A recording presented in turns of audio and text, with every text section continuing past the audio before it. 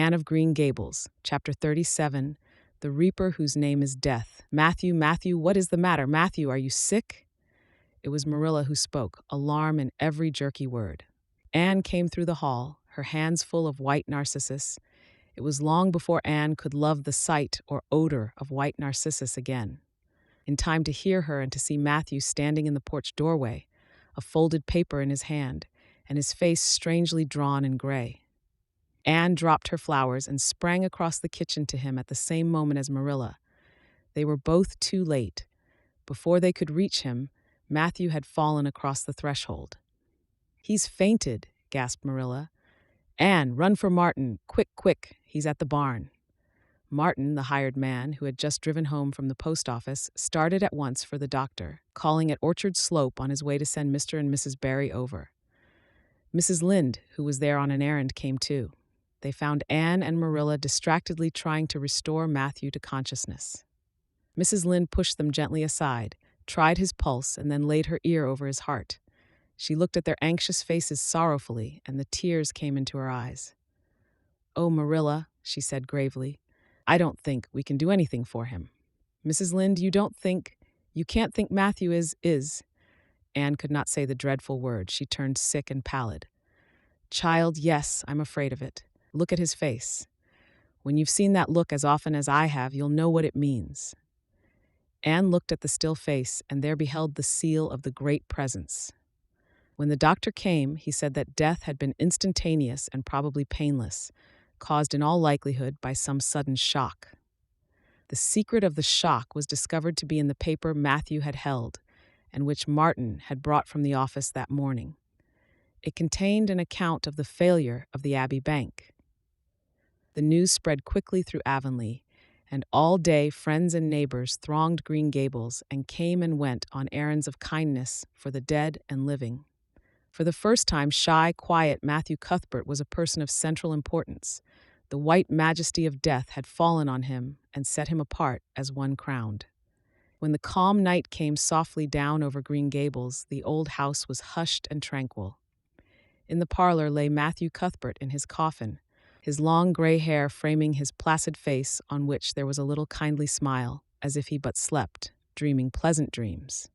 There were flowers about him, sweet old-fashioned flowers, which his mother had planted in the homestead garden in her bridal days, and for which Matthew had always had a secret, wordless love. Anne had gathered them and brought them to him, her anguished, tearless eyes burning in her white face. It was the last thing she could do for him. The Barrys and Mrs. Lynde stayed with them that night. Diana, going to the east gable, where Anne was standing at her window, said gently, "Anne, dear, would you like to have me sleep with you tonight?" "Thank you, Diana." Anne looked earnestly into her friend's face. "I think you won't misunderstand me when I say I want to be alone. I'm not afraid. I haven't been alone 1 minute since it happened, and I want to be. I want to be quite silent and quiet and try to realize it. I can't realize it. Half the time it seems to me that Matthew can't be dead, and the other half it seems as if he must have been dead for a long time, and I've had this horrible dull ache ever since." Diana did not quite understand. Marilla's impassioned grief, breaking all the bounds of natural reserve and lifelong habit in its stormy rush, she could comprehend better than Anne's tearless agony. But she went away kindly, leaving Anne alone to keep her first vigil with sorrow. Anne hoped that the tears would come in solitude. It seemed to her a terrible thing that she could not shed a tear for Matthew, whom she had loved so much and who had been so kind to her. Matthew, who had walked with her last evening at sunset and was now lying in the dim room below with that awful peace on his brow.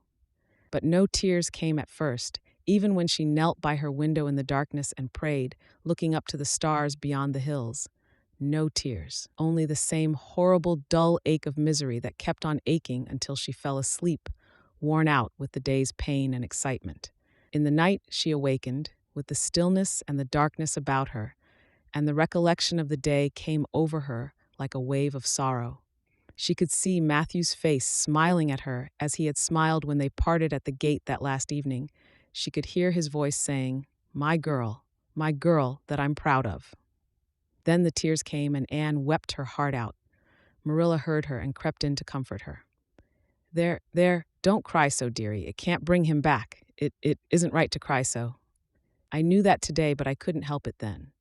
He'd always been such a good, kind brother to me, but God knows best. Oh, just let me cry, Marilla, sobbed Anne. The tears don't hurt me like that ache did. Stay here for a little while with me and keep your arm round me. So, I couldn't have Diana stay. She's good and kind and sweet, but it's not her sorrow. She's outside of it, and she couldn't come close enough to my heart to help me. It's our sorrow, yours and mine. Oh, Marilla, what will we do without him? We've got each other, Anne. I don't know what I'd do if you weren't here, if you'd never come. Oh, Anne, I know I've been kind of strict and harsh with you, maybe, but you mustn't think I didn't love you as well as Matthew did for all that. I want to tell you now when I can. It's never been easy for me to say things out of my heart, but at times like this, it's easier. I love you as dear as if you were my own flesh and blood, and you've been my joy and comfort ever since you came to Green Gables. 2 days afterwards, they carried Matthew Cuthbert over his homestead threshold and away from the fields he had tilled and the orchards he had loved and the trees he had planted. And then Avonlea settled back to its usual placidity, and even at Green Gables affairs slipped into their old groove, and work was done and duties fulfilled with regularity as before, although always with the aching sense of loss in all familiar things. Anne, new to grief, thought it almost sad that it could be so, that they could go on in the old way without Matthew. She felt something like shame and remorse when she discovered that the sunrises behind the firs and the pale pink buds opening in the garden gave her the old inrush of gladness when she saw them, that Diana's visits were pleasant to her, and that Diana's merry words and ways moved her to laughter and smiles. That, in brief, the beautiful world of blossom and love and friendship had lost none of its power to please her fancy and thrill her heart, that life still called to her with many insistent voices. It seems like disloyalty to Matthew somehow to find pleasure in these things now that he has gone, she said wistfully to Mrs. Allen one evening when they were together in the manse garden. I miss him so much, all the time, and yet, Mrs. Allen, the world and life seem very beautiful and interesting to me for all. Today, Diana said something funny, and I found myself laughing. I thought when it happened I could never laugh again, and it somehow seems as if I oughtn't to. When Matthew was here, he liked to hear you laugh, and he liked to know that you found pleasure in the pleasant things around you, said Mrs. Allen gently. He is just away now, and he likes to know it just the same. I am sure we should not shut our hearts against the healing influences that nature offers us. But I can understand your feeling. I think we all experience the same thing. We resent the thought that anything can please us when someone we love is no longer here to share the pleasure with us. And we almost feel as if we were unfaithful to our sorrow when we find our interest in life returning to us. I was down to the graveyard to plant a rose bush on Matthew's grave this afternoon, said Anne dreamily. I took a slip of the little white Scotch rose bush his mother brought out from Scotland long ago. Matthew always liked those roses the best. They were so small and sweet on their thorny stems.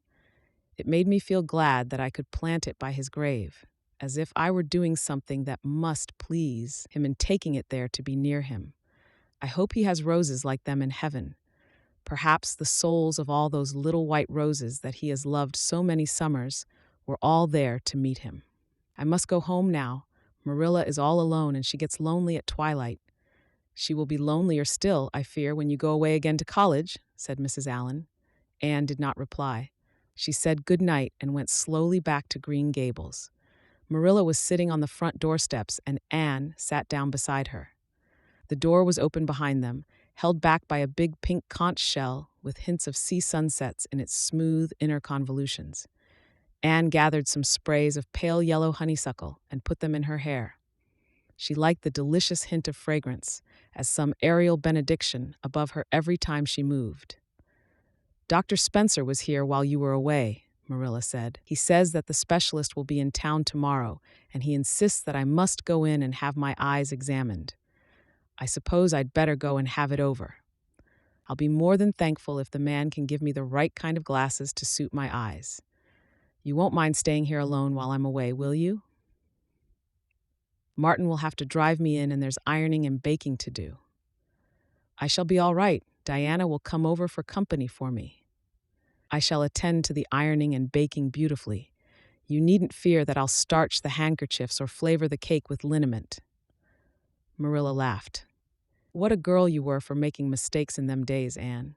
You were always getting into scrapes. I did used to think you were possessed. Do you mind the time you dyed your hair?" "Yes, indeed.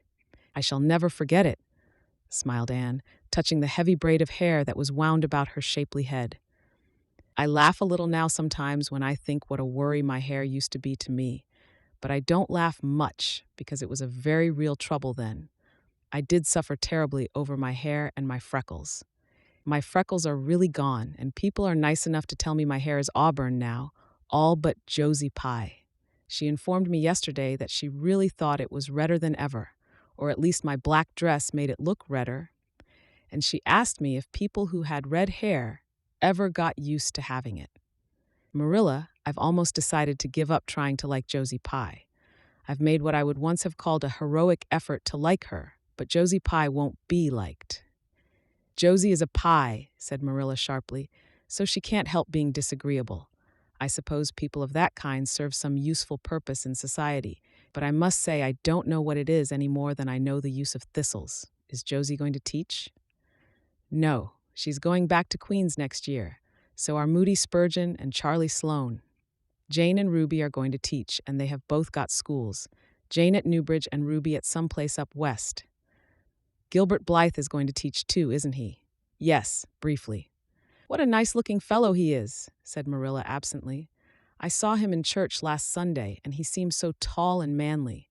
He looks a lot like his father did at the same age. John Blythe was a nice boy. We used to be real good friends, he and I. People called him my beau." Anne looked up with swift interest. "Oh, Marilla, and what happened? Why didn't you?" "We had a quarrel. I wouldn't forgive him when he asked me to. I meant to, after a while, but I was sulky and angry, and I wanted to punish him first. He never came back. The Blythes were all mighty independent. But I always felt rather sorry. I've always kind of wished I'd forgiven him when I had the chance."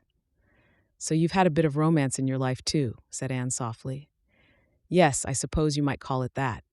You wouldn't think so to look at me, would you? But you never can tell about people from their outsides. Everybody has forgot about me and John. I'd forgotten myself. But it all came back to me when I saw Gilbert last Sunday.